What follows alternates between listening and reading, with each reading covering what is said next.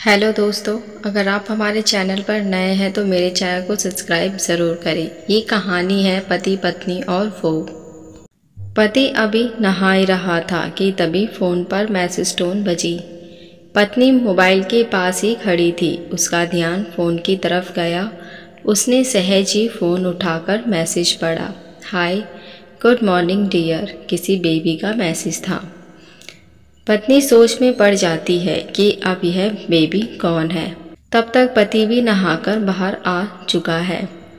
पत्नी उसे किसी बेबी का मैसेज आया है बताती है। पति मुस्कुरा देता है। फ़ोन उठाकर उस मैसेज का रिप्लाई करता है, hi baby, how are you, और अपने काम में लग जाता है। इस रिप्लाई को भी पढ़ती है। अब हर पल पत्नी के दिमाग में यही विचार घूमता रहता है कि यह बेबी कौन है। शाम को पति घर आता है। पत्नी उससे पूछती है, यह बेबी कौन है। पति जवाब में सिर्फ मुस्कुरा देता है और फिर से अपने काम में लग जाता है। 2-3 दिन बीत जाते हैं। उन विचारों ने अभी तक पत्नी का पीछा नहीं छोड़ा था और फिर से पति के मोबाइल पर एक बार बेबी का मैसेज आता है, आज तो मिलोगे कि नहीं, तुम्हारी बहुत याद आ रही है। इस मैसेज ने आग में घी डालने का काम किया। पत्नी का शक और भी ज़्यादा पक्का हो गया। बीच बीच में ऐसे मैसेजेस का आदान प्रदान होता रहता और पत्नी के मन में शक की जड़ और गहरी होती गई। पति पूछने पर भी जवाब में सिर्फ मुस्कुराहट के और कुछ नहीं कहता। यह शक गुस्सा बनकर तब ज्वालामुखी की तरह फट पड़ता है जब एक दिन उसे अपने पति की जेब में सिनेमा की 2 टिकट मिली है। पत्नी अपने पति से बहुत झगड़ती है। पति उसे समझाने की कोशिश करता है लेकिन वह कोई भी बात सुनने को तैयार नहीं है। पति को भी उस पर गुस्सा आ जाता है और यह झगड़ा और भी ज़्यादा बढ़ जाता है। गुस्से में पति घर से निकल जाता है। पत्नी का गुस्सा पति से कई गुना ज़्यादा है, परंतु वो अपना सारा सामान पैक करती है और एक चिट्ठी लिखती है कि मैं मायके जा रही हूँ हमेशा के लिए, और पति का घर छोड़कर चली जाती है। गुस्सा शांत होने पर जब पति घर आता है तो चिट्ठी पढ़कर उसके होश उड़ जाते हैं। 10 दिन बीत जाते हैं और गांव के उस घर पर डोरबेल बजती है जहां पत्नी रहने चली गई है। पत्नी दरवाज़ा खोलती है। दरवाजे पर 10 साल की एक छोटी बच्ची हाथों में चिट्ठी लिए खड़ी है। वह पत्नी को वह चिट्ठी देती है। बच्ची से वह चिट्ठी लेकर पत्नी चिट्ठी खोलकर पढ़ती है, डियर वाइफ, जिस बेबी की वजह से हम दोनों में इतने झगड़े हुए और तुम हमारा घर छोड़कर यहाँ चली आई, यह बच्ची जो अभी तुम्हारे सामने खड़ी है वो यही बेबी है। अनाथ आश्रम की एक प्यारी बच्ची। इसी के साथ मैं बातें करता था, सिनेमा जाता था। पहली बार जब तुमने बेबी के बारे में पूछा था तो मैंने जानबूझकर तुम्हें नहीं बताया था। सोचा था थोड़ा मजाक करता हूँ, देखता हूँ तुम कैसे रिएक्ट करती हो। लेकिन मैंने यह कभी नहीं सोचा था कि तुम्हारा शक इतना बढ़ जाएगा कि हाँ, सबसे ज़रूरी बात यह तो बेबी है, वह किसी और की नहीं बल्कि तुम्हारी ही बेटी है। रुको, अपने आप को संभालो और आगे की बात ध्यान से पढ़ो।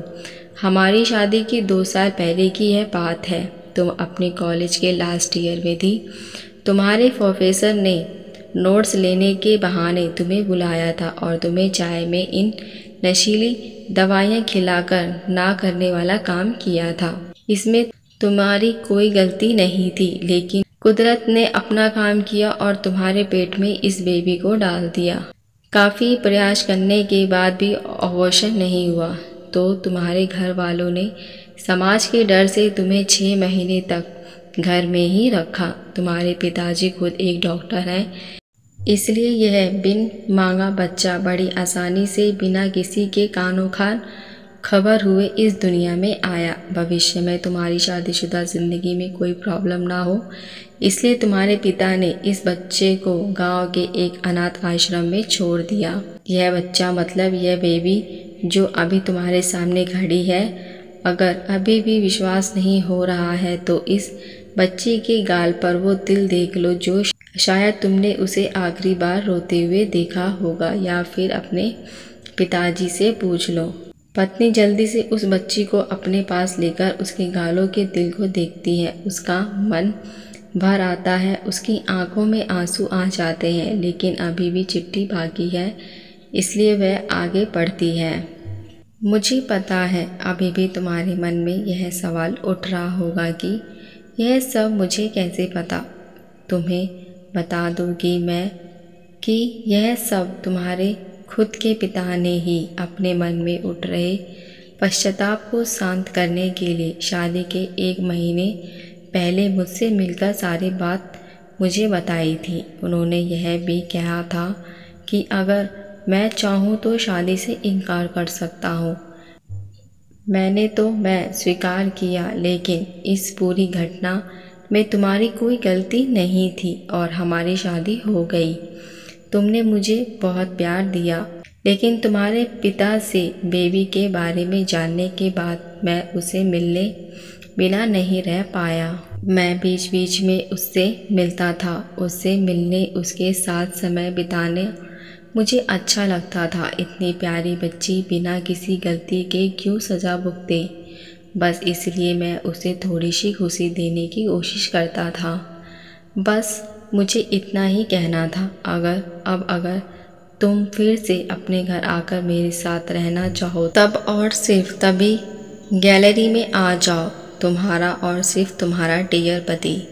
बिना एक क्षण के भी देर के पत्नी दौड़कर गैलरी में पहुंची और रास्ते पर उसका पति खड़ा था। उसके चेहरे पर मुस्कान थी, पत्नी की आंखों में आंसू के पुल।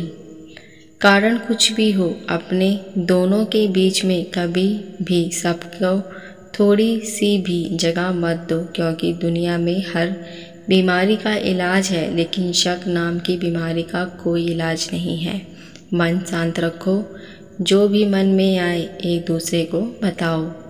आशा करती हूँ ये पति पत्नी की कहानी आपको अच्छी लगी होगी। अगर अच्छी लगी हो तो मेरे चैनल को सब्सक्राइब, लाइक, शेयर ज़रूर करें। अब मिलते हैं नई कहानी के साथ। देखने के लिए बहुत बहुत धन्यवाद।